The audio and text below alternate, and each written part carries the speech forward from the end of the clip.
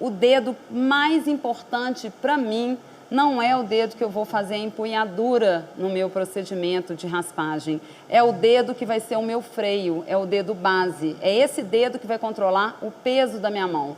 A primeira vez que você vai fazer isso, lá na faculdade, você morre de medo de machucar o seu paciente, né?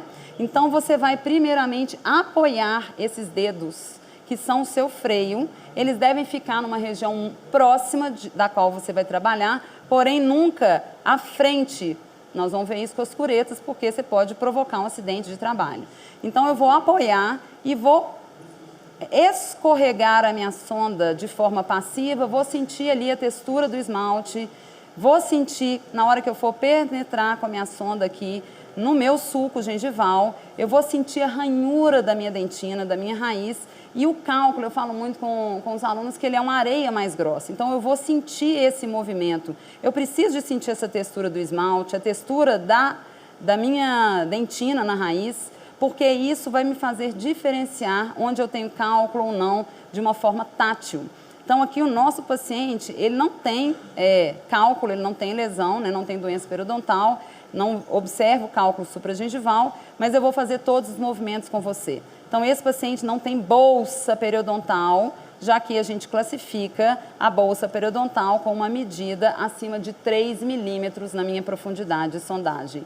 Então, entendido? Eu vou sempre apoiar que esse dedo é quem vai me salvar de não perfurar fortemente, de não escapar a minha cureta. E aí eu vou te mostrar aqui a nossa pontinha unha de gato, que é a pontinha Morse. Muito cuidado, uma coisa que a gente observa muito claro, a nossa profissão ela é muito cara, a gente gasta muito com instrumental, mas esses instrumentais ele tem uma alta durabilidade, vamos cuidar, porque na periodontia a gente precisa de muito refino. Então eu vejo muitos instrumentais tipo esse, que não tem esse refino que eu preciso para fazer esse movimento que eu vou te mostrar agora. Esse instrumental ele tem um ângulo reto na parte ativa dele e eu vou posicioná-lo de forma que o ângulo de ataque, tá, cortante da parte cortante do instrumental fique a 90 graus. Vou mostrar primeiro esse instrumental aqui na vestibular. Vou virar esse instrumental que a gente trabalha com ele assim, ó, tá? Então eu tô com o meu dedo apoiado e aí eu vou aqui, ó, posicioná-lo abaixo do cálculo. Eu não estou raspando o cálculo, eu vou tirar o cálculo. Eu preciso de me posicionar de forma ergonômica. Eu brinco que a gente vai ficar batendo asa, entendeu? Eu não faço nenhum movimento assim com o meu punho e não faço nenhum movimento assim com o meu dedo, senão eu não vou conseguir trabalhar até 80 anos, né? Então, eu vou posicionar de forma ergonômica e eu vou bater a asa com o meu cotovelo, ele vai ser a força de alavanca que eu vou usar. Então, eu não tenho nenhum peso na minha mão e isso é bom demais para o paciente. Então, eu vou posicionar o instrumental e quem vai fazer minha força de alavanca é o meu cotovelo aqui, para poder ajudar naquele meu movimento sem ter um desgaste físico durante o meu trabalho. Vou te mostrar, então, aquela outra pontinha que eu tenho, que é uma foice de Macau, uma enxada, na verdade. Ela vai se encaixar também, a parte ativa dela, abaixo do cálculo e eu também vou fazer esse movimento mais de alavanca. Você percebe que esse instrumental, ele é não é muito refinado. Então, eu só posso utilizar ele a nível supragengival. O outro instrumental que eu tenho aqui, que é o instrumental de Macau 110 também, eu tenho uma pontinha dele que vai me ajudar na região vestibular e interproximal, dependendo, e uma outra pontinha dele que eu falo muito que parece uma pá de lixo, que ela é um pouco aqui, ó, côncava para você trabalhar. Então, na região vestibular, eu posso, vou só demonstrar aqui em cima que vai ficar melhor, eu vou encaixá-lo, olha, a parte cortante dele, a 90 graus e vou fazer esse movimento de alavanca, tá? Se eu quiser trabalhar com ele na interproximal, ele encaixa igual uma faquinha aqui na interproximal, fazendo o mesmo movimento. E se eu quiser utilizar a outra extremidade dele, eu vou fazer este movimento aqui como se fosse um movimento de pá de lixo, levantando. Todos eles com o movimento de alavanca. Eu não estou raspando ainda. Então, esses 3 instrumentais que eu acabei de falar para você são instrumentais para a raspagem supragengival, que é o começo de tudo, que podem ser substituídos pelo meu aparelho de ultrassom. Agora eu tenho as minhas curetas de Macau, que é o pau para toda obra. Então, as curetas de Macau 13 e 14, elas vão trabalhar na região anterior e a cureta de Macau 17 e 18 vai trabalhar na região posterior. Elas também têm corte dos dois lados, ela vai encaixar e eu vou fazer exatamente esse movimento. Tá vendo como que ela abraça o dente de uma forma perfeita. E ela tem dois lados. Olha, esse outro lado que eu vou colocar aqui, tentar encaixar, não está abraçando. Ou seja, não é esse lado que eu vou usar do meu instrumento. Eu vou virar e eu vou perceber que ele vai abraçar perfeitamente. E aqui eu já começo o movimento já de raspagem desse dente. Aqui, se eu for trabalhar na região anterior, a mesma coisa vai acontecer. Aqui, olha, a pontativa do instrumental, eu posso virar com ele, vir na região anterior e virando com ele, de forma que eu consiga, então, ouvir esse barulhinho aqui, ó. Esses instrumentais aqui, curetas de Macau 13, 14, 17 e 18, são instrumentais que vão ser o meu muro de divisão entre a raspagem supra e a raspagem subgengival. Então, numa região anterior, se eu tenho aqui uma profundidade de sondagem, então, né, acima de 3, onde eu tenho aqui, às vezes, até uma perda óssea já, tá? Eu posso, então, fazer a raspagem supragengival, já executá-la. Depois, ali de 15 dias, eu posso partir para a raspagem subgengival.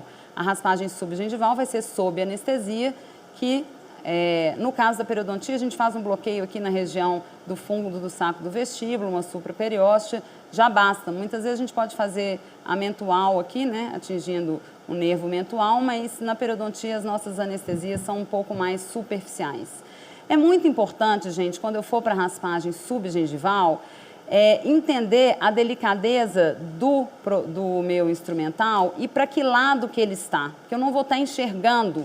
Então, aqui eu vou só pegar aqui em cima, que eu acho que vai ser melhor. Eu posicionei ele do lado de fora e eu vou entrar com esse instrumental. Esse paciente aqui, ele não tem doença periodontal, então está um pouquinho difícil, tá? Então, olha, eu entro com esse instrumental para baixo da gengiva, mas eu já posicionei ele da forma correta. A gente não pode posicionar ele assim, porque senão eu vou causar uma lesão na raiz e muito menos assim, que eu vou perfurar. Então, eu vou entrar com ele. Obviamente, quando eu tiver com doença periodontal, vai ser mais fácil do que aqui. Eu vou penetrar com esse instrumental e vou fazer esse movimento de raspagem. E eu falo que a gente, na periodontia, a gente vai se organizar nas faces, nos quadrantes que a gente vai trabalhar, porque não adianta, né, eu ficar aqui, depois eu viro para cá, eu não estou pincelando. Eu brinco muito que tempo é dinheiro, então a gente precisa de organizar a nossa forma de trabalho. Então você vai combinar com você mesmo lá, se eu vou raspar todas essas regiões desse quadrante ou desse sextante aqui que eu estou trabalhando agora, depois eu viro meu instrumental, trabalho todas as regiões daquele sextante ou quadrante, depois eu viro meu instrumental e trabalho todas as mesmas regiões daquele sextante quadrante, e na hora que eu terminar, obviamente, eu vou sondar de novo, minha sonda está aqui, para ver se eu atingi o meu objetivo. Então, sempre, o tempo inteiro, eu estou lá, raspo, confiro, para ver se eu cheguei, né, no final do meu trabalho. Bom, aqui eu tenho, então, para raspagem subgengival, eu vou te dar uma dica super, super legal. Eu tenho as minhas curetas de Grace, né? As curetas de Grace são curetas mais específicas, mais refinadas. Eu quero que você veja o nome dessas duas curetas. Está escrito de Grace aqui, tá dando para ver aí? Grace. Eu tenho a Grace. As duas são Grace 78. As duas. Se eu olhar aqui, ó, é igual cópia de chave. Vem aqui, tudo igualzinho. Depois daqui a coisa começa a mudar. Nessa região final da cureta, uma é mais pescoçuda, com a pontativa menor, a outra é menos pescoçuda, com a pontativa um pouco maior. Isso faz pra gente uma grande diferença dentro da periodontia. Essa cureta aqui é uma cureta de Grace 78 chamada de Mini 5. Ela tem mais pescoço e menor pontativa para que a gente chegue mais longe com ela e adapte melhor o nosso instrumento na raiz. Então, quando eu estou trabalhando subgengivalmente, né, que eu vou colocar esse instrumental lá para dentro, a gente vai atingir mais profundamente quando eu tenho um pescoço maior e uma pontativa menor. Que elas têm um lado só cortante, tá? Então, eu já tenho que saber qual que é o lado cortante, que nesse caso é esse daqui. E aí eu vou posicioná-lo, a minha referência vai ser a haste, que tem que estar paralela ao longo eixo do dente. E aí eu vou colocar esse instrumental a nível subgengival. Devia ter feito uma doença periodontal aqui antes, né? Aí vou colocar a nível subgengival e vou sim fazer esse movimento de raspagem. Então a minha referência vai ser a haste do instrumental, para que eu não erre dilacerando o tecido gengival se eu colocar assim, ou dilacerando e rasgando a minha dentina ou o meu cemento, né, que vai estar lá embaixo. Então, não dessa forma, né, não lesionando os tecidos dentários e periodontais. Então, é muito importante eu já posicionar dessa forma, e essa dica aqui ela é muito legal. A gente tem usado cada vez mais os instrumentais Mini 5. Então, para quem é da pério clássica, olha, os instrumentais Mini 5 com um pescocinho maior e uma ponta ativa menor, já que a gente está caminhando para a parte mais conservadora da periodontia.